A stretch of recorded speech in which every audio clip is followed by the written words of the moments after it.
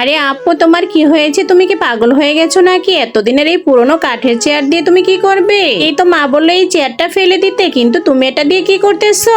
আমার বোন, এই চেয়ারটা আমি ফেলে দেবো কেন? এটা দিয়ে আজকে আমি তোমার জন্য অনেক সুন্দর করে একটা সোফা বানিয়ে দেবো। আপু, কি বললি? সত্যি নাকি? হ্যাঁ আমার বোন, তুই শুধু শেষ পর্যন্ত দেখতে থাক কি হয়। কিন্তু তার আগে বন্ধুরা, একজন মা তার সন্তানকে মানুষের মতো মানুষ করে ঘরে তুলতে কতই না কষ্ট করে, কিন্তু সেই মায়ের জন্য আমরা কেউ ভিডিওতে লাইক সাবস্ক্রাইব করি না। মাকে যদি মন থেকে ভালোবেসে থাকেন তাহলে ভিডিওতে একটি লাইক করে চ্যানেলটি সাবস্ক্রাইব করে যাবেন, আর কমেন্টে সুন্দর করে আই লাভ ইউ মা লিখে যাবেন। আরে ওয়াও আপু, তুমি এটা কি করেছো? এটা কেউ দেখলে তো বুঝতেই পারবে না এটা পুরানো ভাঙা চেয়ার ছিল। এটা তো দেখতে অনেক সুন্দর হয়েছে।